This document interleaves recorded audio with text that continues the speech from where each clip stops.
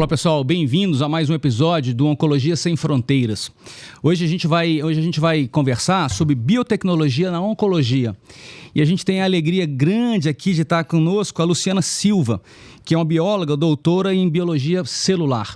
Para apresentar ela, eu vou chamar a Nara. Nara, privilégio nosso que está aqui com o Lu. Como é que você chama ela aqui para a gente nesse episódio? Como é que você...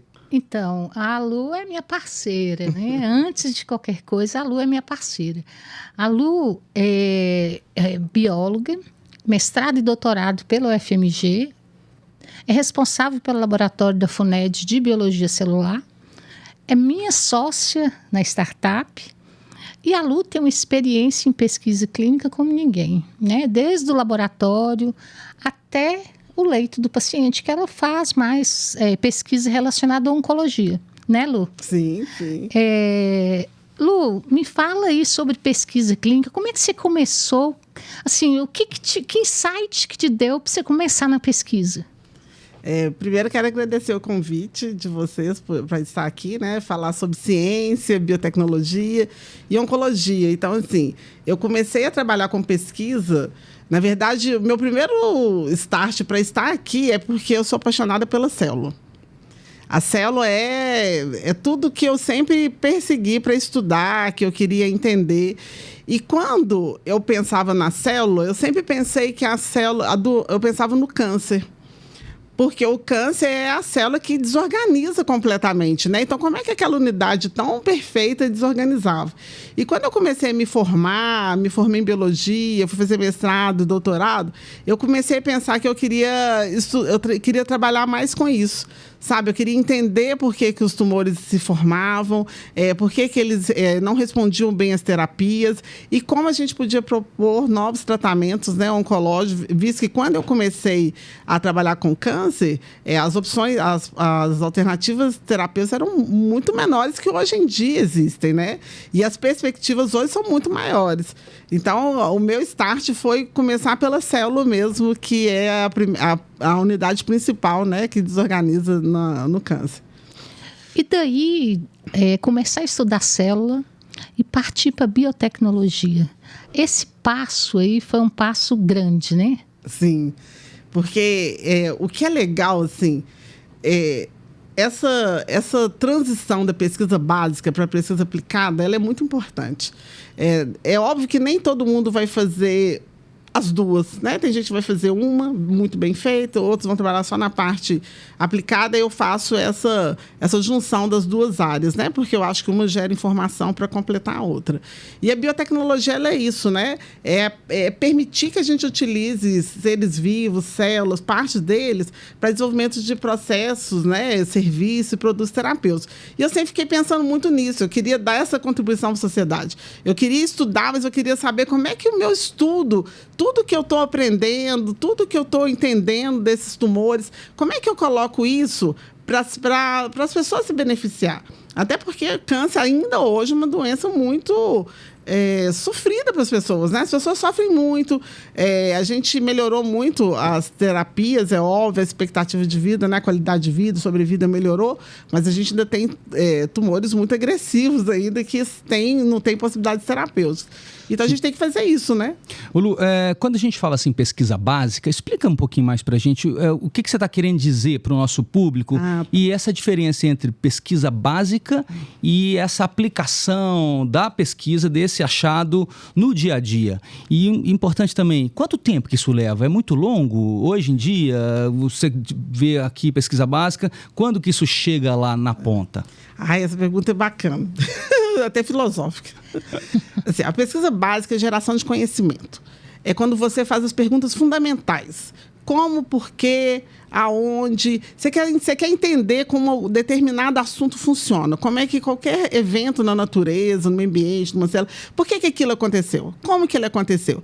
Então, a pesquisa básica está respondendo a esses questionamentos. Ela não está pensando que o meu resultado daquilo, eu vou aplicar isso depois. Eu não tenho esse compromisso com a aplicação, entende? Então, a pesquisa básica é aquela que gera conhecimento. E ela é tão importante que aí eu vou dar um exemplo que eu gosto de falar, porque tem sempre essa confusão das pessoas falarem, mas tem que fazer mais aplicado do que básico, é aplicada que vai para a sociedade. É assim, Vamos pensar quando descobriu a difração da luz branca, que tem todo o espectro de cor, certo? Quem estudou a difração da luz branca não pensou no prisma lá que ia gerar, hoje em dia, toda uma tecnologia.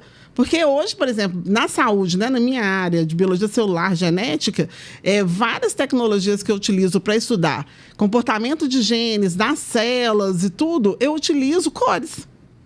Entende? Mas quem descobriu as cores lá atrás, esse espectro, ele não pensou nisso, que seria aplicado à tecnologia e iria ser utilizado.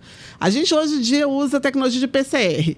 A PCR, que é a amplificação do DNA, ela só é possível porque alguém estudou bactérias.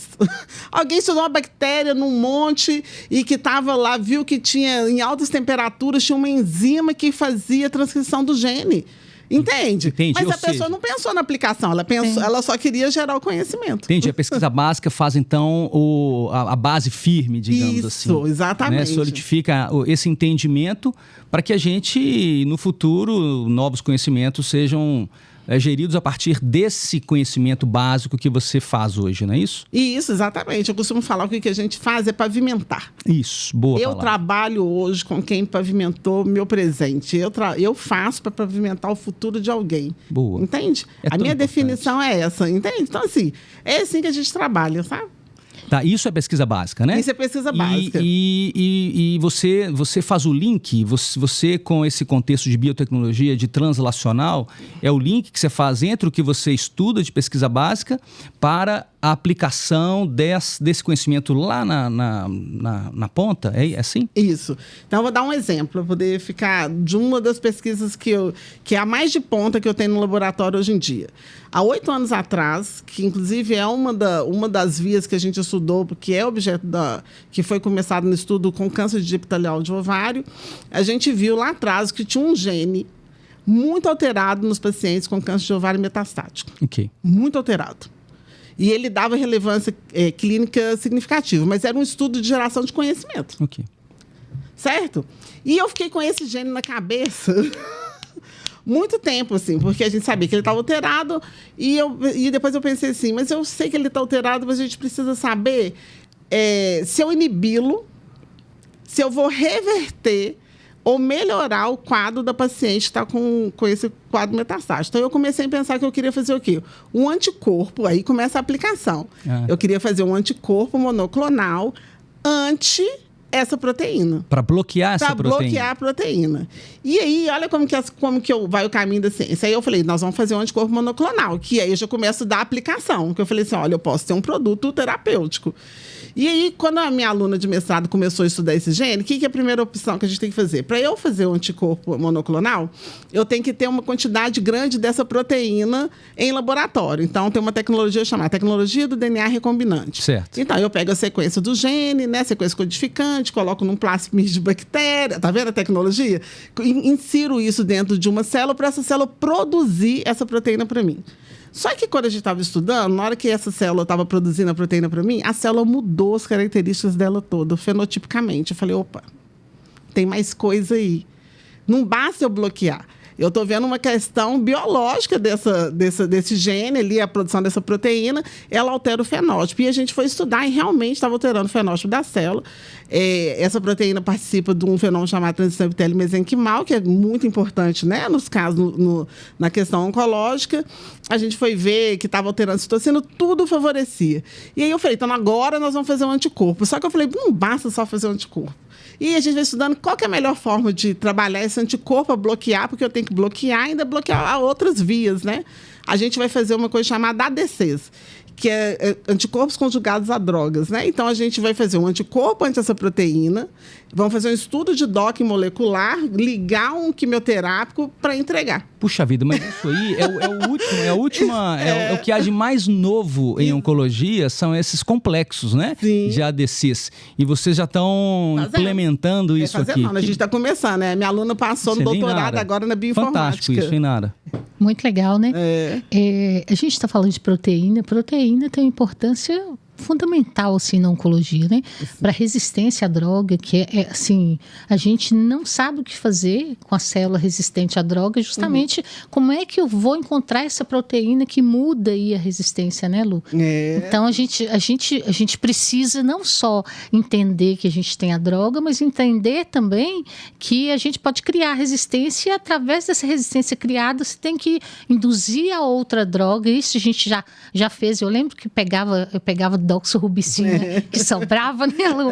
Para você fazer na cultura da célula. Para testar, ver, né? Para ver resistência. E é legal você falar sobre isso. A cultura da célula, como é que você faz? Assim, você pega o medicamento, você coloca o medicamento para ver se ele vai agir ou não, se é resistente ou não. E você falou do tecido mesenquimal e tinha muito a ver a doxorubicina com o tecido mesenquimal, né? Sim, tinha. Porque aí essa é outra frente de trabalho, né? Então, uma é essa questão mais biotecnológica, high-tech, que é dos anticorpos, e eu tenho uma plataforma de cultivo tridimensional de tumores humanos. Então, eu faço assim? Explica isso melhor pra gente. Porque eu tenho uma... É um banco de células? Eu tenho um banco de células, né? De tumores, de linhagens de células humanas, tá? De tumores humanos. E você consegue essas células como? A gente compra no ATCC ou outros bancos que vendem essas linhagens de maneira comercial, porque elas precisam ser imortalizadas, né? Para poder conseguir replicar. Então, elas são modelos importantes. É um teste pré-clínico in vitro que a gente faz. Só que durante muito tempo a gente trabalhou muito com elas em monocamada, que era a tecnologia que tinha, que ela cresce um tapetinho. Tá. Só que não é o melhor modelo, assim. É o modelo que existia, então você usa. E aí, agora, de um tempo para cá, tem uns 6 anos, eu mudei a tecnologia. A gente está fazendo estruturas tridimensionais utilizando essas células. Então, eu cultivo essas células em matrizes ou em moldes e eu crio um rearranjo mais próximo do tumor. Então, forma uma estrutura tridimensional, com organização das células do tumor, com área necrótica, com tudo. Então, e tem vasos sanguíneos ali também? Não, porque aí os vasos, porque assim, nos vasos eu tenho que adicionar, porque na cultura das células, na cultura dos tumores, né, essas células não estão juntas, eu preciso adicionar. Então, eu tenho uma mistura. Então, por exemplo, eu já estou fenotipando essas células, eu tenho um modelo já. Então, a gente fez um agora sai, antes de vir para cá, eu estava fazendo um de câncer de ovário, estava olhando o microscópio confocal, que a gente tem um microscópio de alta resolução, e a gente vê a distribuição. Então, por exemplo, eu faço várias marcações. Então, eu fiz um de câncer de pulmão que ficou lindo. A gente faz o esferoide, a gente vê a distribuição das células. Então, eu tenho na periferia células EGFR positivas, mais interno células que têm um citoesqueleto mais ativo, mais células mesenquimais. Então, a gente vê a distribuição e aí eu tenho uma plataforma de teste de drogas, porque vários químicos e outros pesquisadores aqui em Minas Gerais e alguns outros estados, eles me enviam moléculas inéditas, sintetizadas, moléculas naturais, e a gente faz uma prospecção de novas drogas. E aí, esse modelo, ele é melhor, porque quando eu faço na monocamada, dá a resposta. Mas se eu pego a mesma molécula que matou o tumor na monocamada, que é esse tapetinho, e testo no esferoide, já não funciona mais. Entendo. Eu tenho que fazer tudo de novo, porque o tumor é tridimensional, ele não é uma camadinha só, né? Ele forma uma massa. Então, a gente vai usando a tecnologia para tornar mais eficiente esses modelos, né? Luciana, é incrível você falar isso, porque nós médicos que estamos aqui no consultório, na ponta lá em contato com o paciente, a gente prescreve o remédio, né? E sabemos também desse contexto de pesquisa clínica, né? De onde como que aquela droga se originou. E é importante mais você trazer isso para todo mundo perceber que o trabalho que é do ponto de vista técnico, científico, de tecnologia, você chegar num fármaco, num remédio que tenha eficácia clínica, né? Até chegar antes desses dados, desses estudos populacionais, é muito complexo o que vocês fazem, muito importante. E eu fico muito feliz de ver que vocês aqui na FUNED, não é isso? Têm trabalhado de uma forma que o mundo inteiro tá fazendo, com a mais alta tecnologia. Isso nos dá esperança de que você, no seu laboratório, você está desenvolvendo drogas novas e usar drogas novas para poder lançar no mercado e ver se ela funciona lá no estudo maior, no estudo fase 3? Sim, é o que a gente quer, exatamente. Muito bom. Então, das categorias de drogas, né? Antes, uma coisa antes, você perguntou do tempo, eu não acabei não respondendo. Sim. O tempo é longo, assim, as pessoas querem coisas imediatas nada sai, né? A gente tem que ter tempo, a gente tem que provar. No primeiro momento, eu provo que funcionou. Aí eu saio do pré-clínico, eu vou para o pré-clínico em vivo, com os animais. Depois que eu vou para os humanos. A gente tem etapas a serem cumpridas para quê? Para a gente não matar um paciente de toxicidade. E não porque...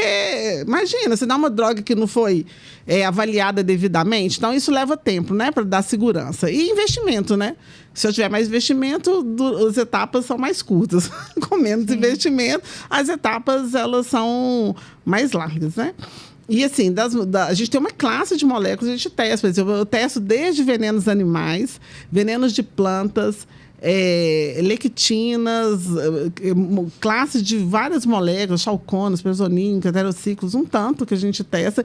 E é isso. Ela tem que chegar lá na frente. A gente tem réguas, né, eu não sei se vocês estão familiarizados com termos dos TRLs, né? Que são as réguas que medem o nível de maturidade de uma tecnologia. Okay. Então, a gente vai mudando as fases, né? Então, começa na ideia, começa no desenvolvimento da hipótese, nos testes pré-clínicos, e a gente vai acompanhando isso para saber até que ponto eu vou terminar até onde eu estou hoje, né? Até que ponto eu consigo entregar ali. Dali para frente, eu tenho que ver quem vai poder me ajudar. Então, por exemplo, eu não tenho um centro de estudo pré-clínico avançado. Então, eu tenho que transferir a tecnologia. Entende? Então, se eu precisar fazer um estudo clínico, aí eu tenho que transferir a tecnologia. E muitas vezes isso, quando você chega nessa fase, você transfere para onde? Centros nacionais? Existem os centros nacionais para isso ou centros internacionais? Pode ser variado, porque assim, a gente tem um núcleo de propriedade intelectual, né? E a gente tem uma plataforma, depois vocês podem entrar lá, chama de Minas, tá? Que inclusive quem coordena é o chefe do nosso NIT, que é o núcleo de propriedade intelectual da instituição. E a gente deposita patente e eles fazem a prospecção de parceiros, entendeu? Você pode tanto depositar lá na plataforma, que é uma vitrine tecnológica, que as pessoas vão ver o que você tem a oferecer, ou então os NITs mesmo vão, fazem conexões com os... Entendi, aí vai para o mundo inteiro. Vai para o mundo inteiro. Quem tiver interesse sai entrando. E aí é óbvio que dependendo do nível que você está no seu desenvolvimento, vai atrair ou não, né? De repente você precisa avançar mais um pouco para se tornar mais atraente. Então é assim que a gente vai fazendo. A gente falou de biotecnologia, tem tipos de biotecnologia diferentes, aplicabilidade diferente? Nossa, o campo de biotecnologia é vasto. Assim. Se a gente pensar em áreas de conhecimento, aí já segmentou até, porque a gente tem biotecnologia ligada à saúde, né? Ligada à agropecuária, à indústria petrolífera, tem um tanto, né? As pessoas trabalham com biorremediação, então você tem várias áreas da biotecnologia. E dentro, por exemplo, da saúde, você tem as várias doenças que podem ser estudadas, né? E os vários campos, né? Então, a gente, por exemplo, eu trabalho na área de saúde e oncologia, mas tem gente que trabalha com doenças infecto-contagiosas, né? Trabalha com doenças raras, com doenças genéticas, e aí vai assim por diante. Ciência, quando a gente pensa ciência, a gente sempre fecha os olhos assim e pensa, puxa vida, o Brasil está longe ainda. Tudo que a gente consome desses grandes remédios, grandes tecnologias, vem de fora. Então, quando vê você falando que a gente tem feito ciência, não no Brasil, mas aqui em Belo Horizonte, Minas Gerais, é uma alegria muito grande. E nesse contexto, eu te pergunto, penso eu que deve ser muito difícil, né, em termos de financiamento, em termos de cérebros, permanecer você aqui com essa sua expertise, essa experiência toda, ficar aqui e ter parceiro junto com você. É um esforço a mais que você tem? É difícil você permanecer aqui em Belo Horizonte, Minas Gerais, aplicando tudo que você pensa, pretende aplicar? Como é que você vê? É um ponto interessante também, porque assim, a ciência, ontem a gente estava até conversando sobre isso, a gente passa por alguns pontos críticos, né? Investimento é um. A gente precisa sempre de mais investimento em ciência, porque a ciência, para ela avançar, alguém tem que investir. Sim. E hoje em dia, a maior parte dos estudos, eles estão nos centros públicos, porque a gente não tem instituições privadas que fazem muitas pesquisas. Onde estão concentradas a pesquisa no país? Na universidade e nos ICTs. Né? Então, a gente precisa de investimento para poder conseguir avançar. Então, a gente tem dificuldade na captação desse recurso. Bati, né? Na captação de recurso, em recurso para recursos humanos, assim. A gente precisa de gente, mais bolsa. Ontem, que eu estava lembrando da conversa ontem, estava na FAPEMIG, a gente estava sempre brigando por bolsas de pós-doc. Porque o que acontece no Brasil, acontece ainda hoje. Os nossos cérebros vão embora. Sim. Eles vão embora porque eles vão encontrando um campo que não estão investindo muito neles. Sabe, assim, preciso de um grande equipamento, é uma luta para conseguir um equipamento desse jeito, conseguir insumo, conseguir pessoal. E aí a gente vai perdendo as pessoas vão ficando desmotivadas, entende? Então, a gente precisa de mais investimento para poder investir na pesquisa, ter mais recursos humanos. A gente melhorou bastante. Teve uma época atrás, estava pior. A gente está numa época que está boa, assim. A gente não pode reclamar muito, a gente tem recursos, né? Mas ainda não cobre tudo que a gente precisava fazer. Então, a gente ainda precisa avançar. E eu acho que falta a questão do reconhecimento também. Eu acho que a ciência, a gente passou por um período crítico, né, da ciência ser atacada, assim, a gente tem que tomar muito cuidado com isso. Porque a gente respira ciência da hora que a gente acorda, da hora que a gente vai dormir. Todo mundo utiliza no seu dia a dia algo que foi inventado pela ciência. Só que já está na rotina, as pessoas não lembram mais disso. Entende? Está na rotina. Ninguém lembra que um óculos é ciência. Né? Um simples óculos que todo mundo compra em qualquer lugar tem uma ciência por trás disso. Os smartphones que a gente utiliza, uma geladeira.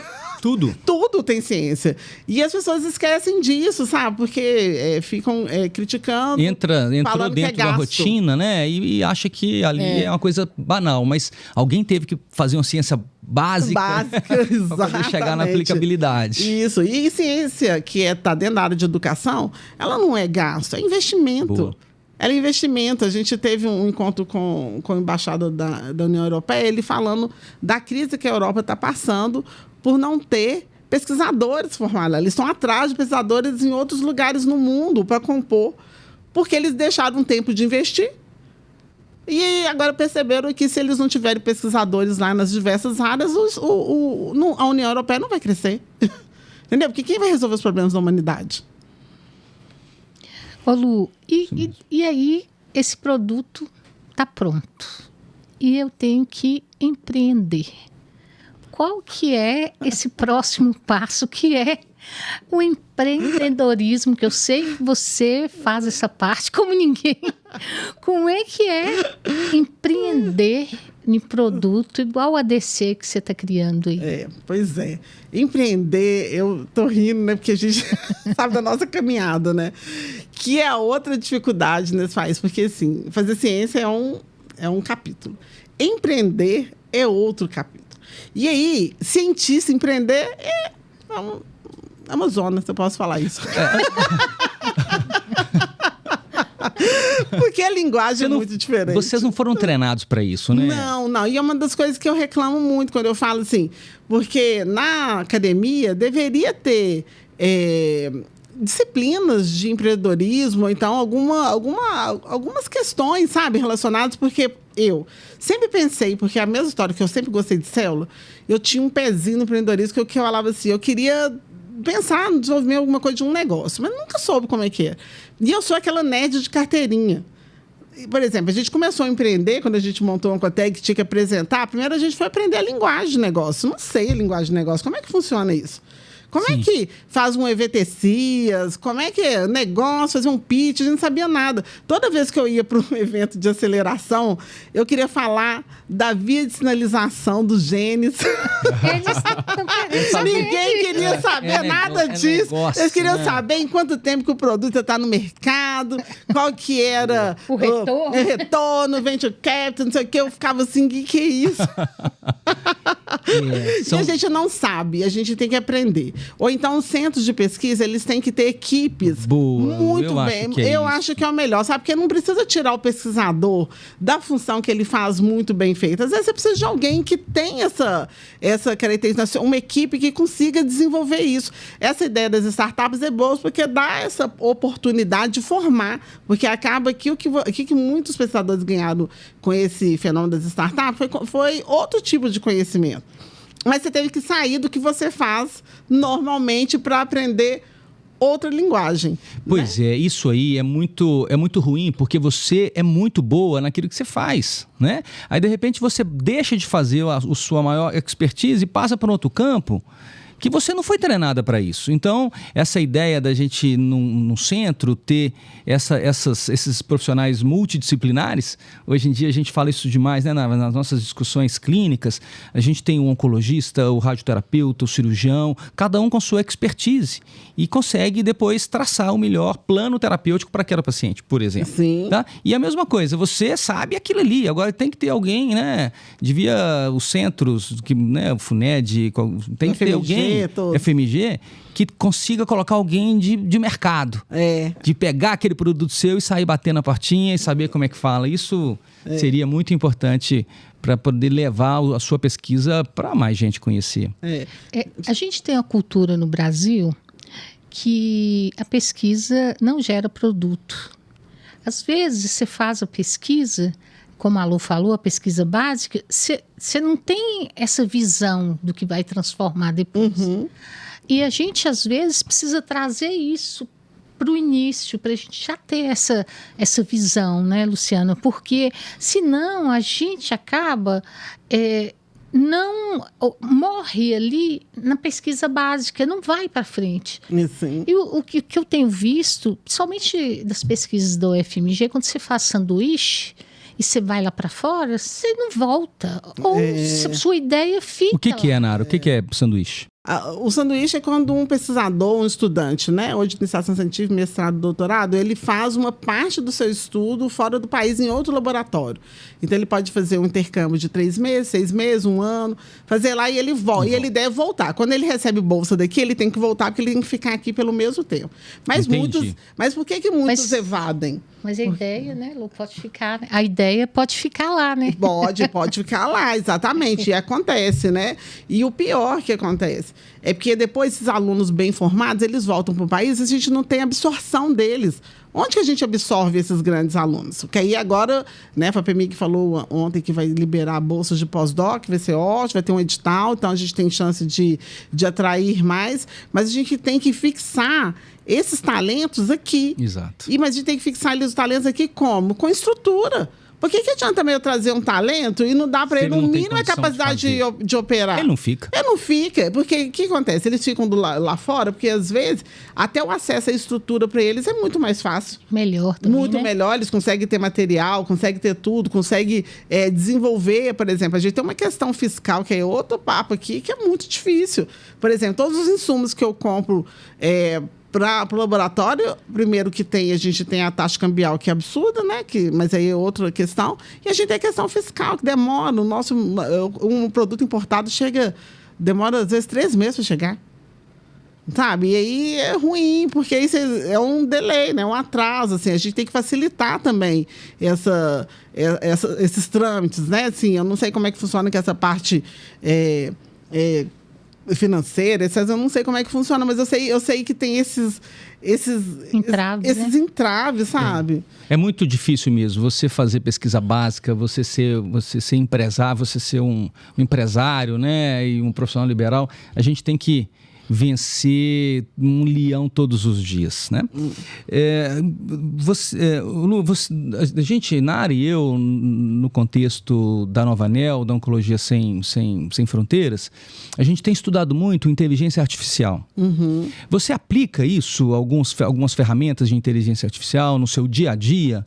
Como é que você está vendo a incorporação dessa, no meu ponto de vista, não tem volta, a gente tem um potencial enorme, mas você já aplica isso hoje no seu dia a dia? Como é que você aplica isso? Por exemplo, a modelagem de ADCs todas, ela começa toda modelagem por inteligência artificial. São todos algoritmos que a gente precisa desenhar para conseguir predição de estrutura da proteína, encaixe do antibiótico, do quimioterápico. Então, a gente utiliza isso o tempo inteiro. Por exemplo, todas as nossas análises, a gente precisa utilizar algoritmos diferentes, por exemplo, de redes neurais, hospitais, via de sinalização, tudo você tem sempre um programa que vai te ajudar a fazer, né? Heatmap, que faz ajuste de mapas de expressão de genes. E quem faz isso, Lu? Você tem alguém específico de TI para poder definir esses algoritmos? É você mesmo? É demais, hein, Nara? Eu vou fuçando, assim, porque eu sou uma pessoa inquieta, Leandro, que chama? Eu não gosto de zona de conforto. Então, o que acontece? À medida que a humanidade vai avançando, e as terapias vão chegando, as tecnologias, eu quero aprender. Eu não sei tudo, então eu não sou bioinformata. Mas eu vou ajudando a formar. Então, por exemplo, outro dia você tem uma ideia que eu precisava fazer esses heatmap, né? Que é de expressão gênica. Eu tinha um aluno de segundo ano, secundarista, do Cefet, que adorava computação. Aí eu falei com ele, se vira. Caminho esse. O menino se virou. Ele saiu do laboratório que ele passou. Aí, olha que legal. Ele ganhou prêmio de pesquisa, porque ele aprendeu a fazer, deixou um tutorial pronto para mim e passou em informática na PUC. Olha só. Bacana, né? Legal. E agora eu tenho uma estudante de doutorado que está fazendo bioinformática no UFMG, que vai fazer os ADCs. Olha só. Então a gente vai utilizando, sabe? Você está sendo referência. Espero que o pessoal que esteja nos vendo aqui, te vendo com essa alegria, com essa energia toda que você tem para poder fazer pesquisa básica e pesquisa translacional, se inspire, Lu. Então, nesse contexto, pensando aqui em futuro, o que você falaria para jovens cientistas que estão começando agora, Brasil? Qual a dica, qual o direcionamento que você daria para esses jovens que estão buscando ciência hoje em dia, trabalhar com ciência? Eu falo para que eles não desistam. Não desistam. Quando a gente é picado pelo bicho da ciência, é muito bacana. Porque quando você vê as coisas acontecendo, é legal demais quando você faz um ensaio e ele dá certo e você vai vendo o caminho, você vai percebendo que você vai conseguir contar uma história da sua pesquisa ali, e talvez chega num desfecho bacana de um produto, ou então algo que você vai contribuir para a geração do conhecimento da humanidade em um determinado assunto. É muito legal. Então, não desistam, estudar é bacana, conhecimento nunca é demais, sabe? Então, eu acho que a gente precisa de mais jovens, né, dispostos a entrar para a carreira científica, que estejam aí querendo desvendar os mistérios da humanidade, no nosso caso, do câncer, né, que a gente ainda não descobriu tudo, né? Por exemplo, eu falo muito, tá? Muito bom. Porque a gente faz análise de mutações genéticas também, que a minha próxima meta é conseguir atuar sobre as mutações que são os neoantígenos que os pacientes eles geram, né, nesse processo da carcinogênese. Então, eu tenho uma parceria com o Mário Pena, eles descobrem as mutações nos pacientes oncológicos, correlacionam com a sobrevida, né, desses pacientes. E aí, olha, então, essa mutação aconteceu nesse gene. E só que a gente não sabe se é essa mutação e esse gene que tem a relação com a agressividade da doença. Aí, o que eu faço? Eu expresso essa mutação no laboratório. Eu reconstruo esse gene mutado, coloco na célula e a gente vê se causa outra desordem na célula e se causar alguma desordem na taxa de crescimento, no fenótipo, na proliferação, vira um candidato a uma nova terapia, né, baseada em anticorpo ou um método diagnóstico ou o que for. Né? Então, a gente está montando agora um núcleo de biomoléculas. A gente vai ter escalonamento de até 30 litros de produtos biológicos lá no FUNED. Então, a gente vai ter bioreatores de 2, 3 e 30 litros. Não para nunca, né, Nara? Não para nunca. Que bom que você está aqui com essa energia toda e mostrando para os jovens, assim, né, que a gente precisa de ciência. A ciência básica é tudo mesmo. Eu li um livro, Canção da Célula. Eu estou com o meu no meio. É maravilhoso, né? Pois é isso que eu queria que você desse assim, uma dica aí de leitura para que as pessoas pudessem ter assim, um acesso mais popular, né? Porque como chama o livro, Nara? Deixa eu anotar aqui também. Canção da Célula. Do Siddhartha. Do Siddhartha, é o mesmo. É muito bom. Siddhartha é ótimo, então. É mesmo o gene. Né, o príncipe. O imperador de todos os males. Imperador de todos os males. Isso, o primeiro livro dele foi Imperador de Todos os Males, depois ele fez o Gene e agora Canção da Célula. E esse primeiro livro foi a história do câncer, como do estudo, né, da pesquisa oncológica até chegar lá do iniciozinho até agora, onde a gente está. Então, ele realmente é uma leitura válida. É também a pesquisa só na genética, né, Lu? E aí agora ele foi descendo, agora ele está só na célula. É muito legal. O livro é fantástico. Maravilhoso. Né, Ali tem uma história, assim, deixa eu dar uma outra dica. Tem um livro sobre CRISPR, da Jennifer Doudna, que é Decodificando o DNA. Vale muito a leitura. É uma leitura fácil e conta a história assim, como começou o estudo, que é a pesquisa básica, mostrando. Porque a edição gênica, para quem não conhece por CRISPR, é uma tecnologia que a gente consegue mudar o DNA, a gente consegue silenciar ele, tirar uma mutação, colocar uma mutação no genoma, que a gente tem várias formas de estudar para várias doenças e tudo. E esse estudo começou com uma bactéria. Alguém estudando uma bactéria viu que tinha uma sequência palindrômica, e aí ele vai contando a história. Se sempre, assim, né? Isso, e até chegar na fase onde que eles viram que era aplicado. Porque voltamos, quando descobriu a sequência lá, repetida, palindrômica, ninguém pensou que isso ia ser uma tecnologia hoje, está revolucionando a área de terapia gênica, sabe? Então, o livro da Jennifer Doudna, Decodificando DNA, é a minha indicação. Canção da Célula Certa. Depois a gente coloca esses livros aqui para vocês terem a referência deles. Ah, tá, ótimo. E aí, vale a pena. Ô, Lu, eu queria que a gente falasse sobre 2 assuntos, né? Proteína recombinante e CART-cell. CART-cell é um assunto que todo mundo pergunta, porque tem resultados muito promissores, tanto na pesquisa básica quanto na clínica. E aí eu queria que você falasse um pouco, porque você tem uma experiência muito boa nesse assunto, né? Pois é, CART-cell é também, junto com as ADCs, acho que é a grande revolução na terapia, principalmente na terapia oncológica. O CART-cell, eu acredito, até agora está em tumores oncohematológicos, né? Porque são para linfomas ainda, a gente não tem ainda na clínica para tumores sólidos.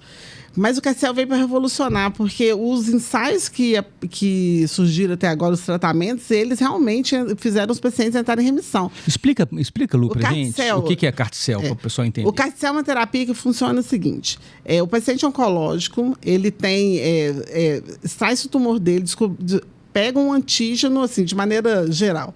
Descobre-se um antígeno que ele está produzindo de maneira anômala. Certo? Por sequenciamento. Certo. E aí faz uma leucaférese desse paciente, que é retirar os linfócitos, né, dele do sangue periférico. Ok. E faz uma engenharia nesse linfócito em ambiente controlado, estéril, adicionando um receptor quimérico nas células T. Já apresentando um antígeno, as células de defesa. Isso.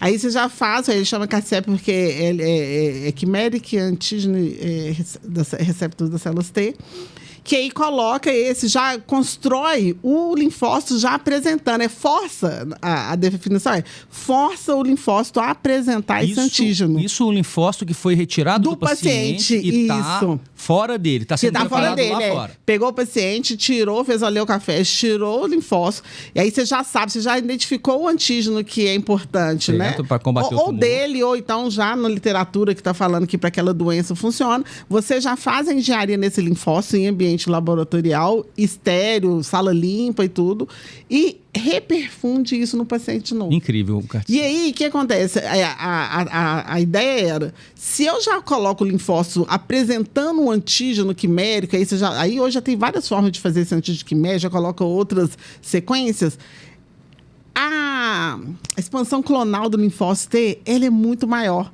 Então, ela sai atacando o tumor, porque uma das coisas que a gente precisa para controlar o tumor é ter uma resposta de células citotóxicas eficiente. Sim. Que é uma das coisas que o tumor consegue evadir.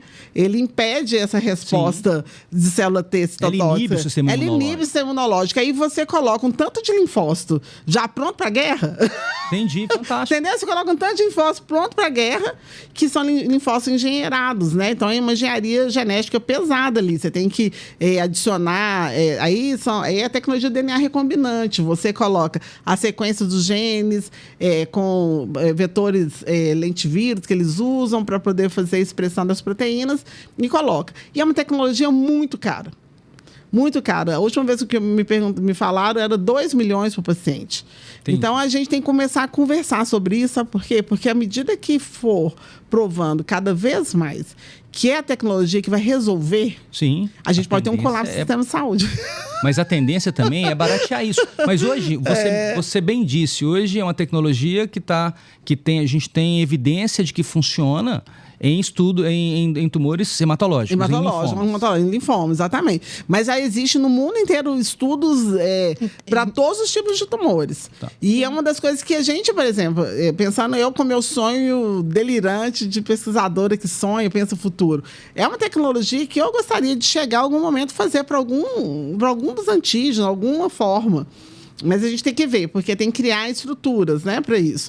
Ou então utilizar as estruturas já existentes dentro do nosso estado. Apesar mesmo. disso, essa tecnologia, a gente já utiliza ela hoje em dia. Sim, né, sim. Nos nossos hospitais. Isso, usa mais em casos específicos.